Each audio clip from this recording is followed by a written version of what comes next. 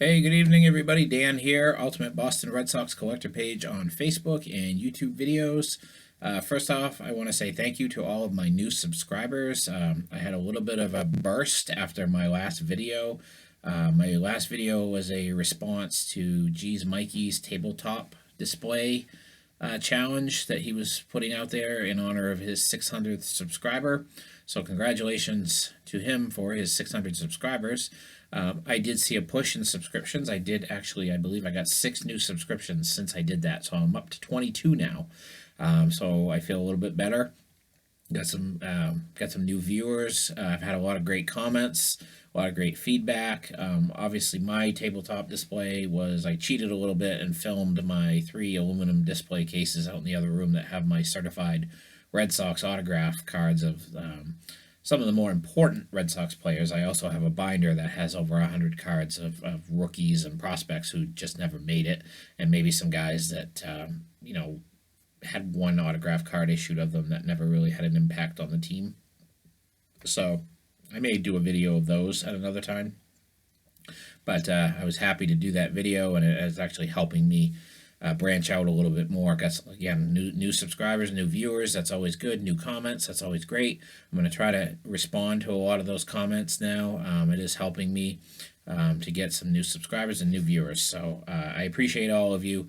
It's great being part of the card community out there, and obviously most of you know the card market is booming as much as it has in a long time right now. Graded stuff, rookie cards from the 80s and 90s, and high grade PSA and even low grade vintage Hall of Famers especially. I've been looking on eBay. I've actually dabbled into purchasing a few PSA graded cards. I've never done that before as part of my new side project of collecting Hall of Famers. That project is going very well. I now have roughly, not including my Red Sox cards that I have Hall of Famers that I haven't yet separated, I have just over 1,100 different cards of Hall of Famers that I've picked up all in the last, I'd say, 2 weeks. I have a couple more orders coming. I have a small eBay lot coming, and then I have a 1,000-card eBay lot coming. Not going to all be Hall of Famers, but there's going to be probably a couple hundred additions to my collection. Some of the cool Upper Deck and SP sets from the early 2000s. Gentleman had, it says over 1,000 cards from the picture. It looks like it's closer to 12 or 1,300 cards. So I'm hoping to add a couple hundred to my collection. So haven't gotten a lot other than those in the mail lately. I do have a few Red Sox editions to show tonight, both from the 2010 Top Silk commemorative collection. I really like these cards. I don't know why. It's basically a mini version of their regular Topps card inside of a frame, and they're numbered to 50. This is Daisuke and Brad Penny. So actually, wow, I'm way off. Josh Beckett. There's a Brad Penny that I'm on my watch list right now. So Beckett and Daisuke, 2 very important parts of the 2007 World Series team. Picked those both up, both again numbered to 50. I probably have about 8 or 9 of these cards from the different sets. They only made them for a few years. They weren't really that popular among collectors.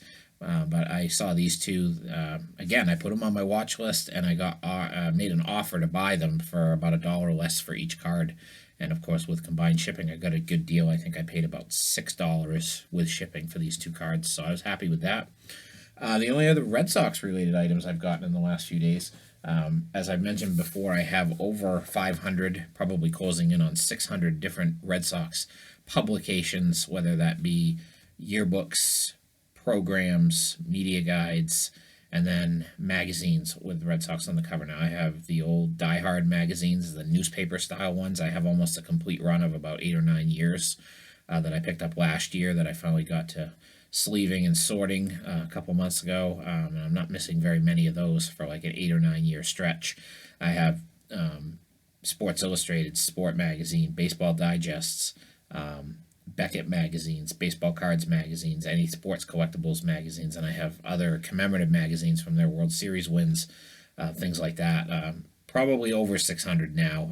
I haven't updated my spreadsheet. I have picked up about I had 10 or 12 in the last couple months that I haven't added yet, but these are cool. I've always liked these. Had a couple of these before, but the Improper Bostonian, a former Red Sox pitcher, David Price. This is after they first acquired him. They're about the same size as the smaller sporting news magazines when they started doing away with the paper magazine and started coming out with the glossy covers. It's about that same size.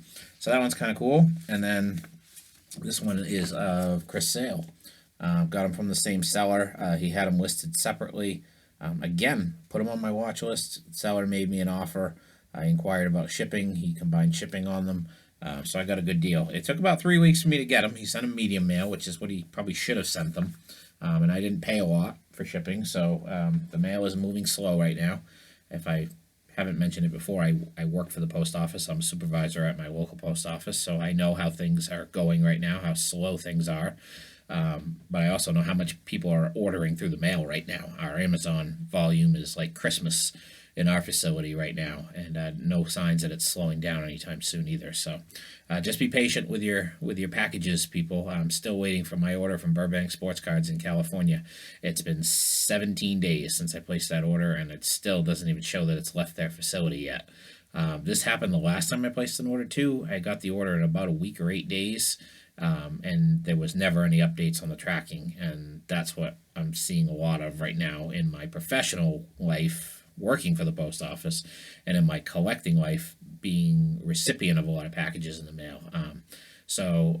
I'm probably going to call them this week though, because it's very unusual. I mean, I would think that they'd be able to have a pickup anyway, so I'm getting a little bit concerned. It's about a 120 card order, all Red Sox. This was really the last big Red Sox order I placed before I started dabbling into the Hall of Famers. So I will be getting those hopefully in the next couple weeks, or the next couple days. I mean, so the Hall of Fame collection, like I said, over 1,100 going right now. I'm just going to slide these. I just finished this tonight.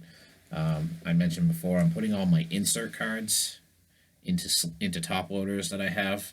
And I'll kind of pan down here a little bit. And you can see these are all of my insert cards. I would guess probably close to 200 so far of just insert cards.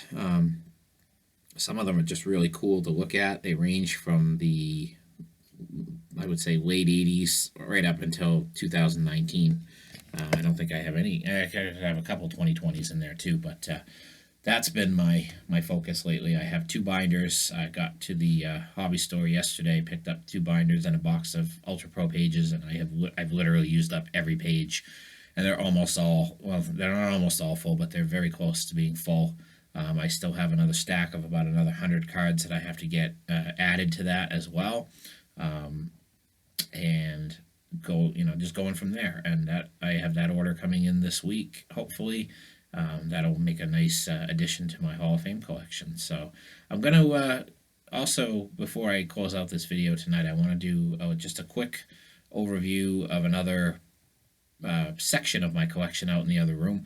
It's where I keep all my commemorative baseballs and photo balls and miscellaneous collectibles.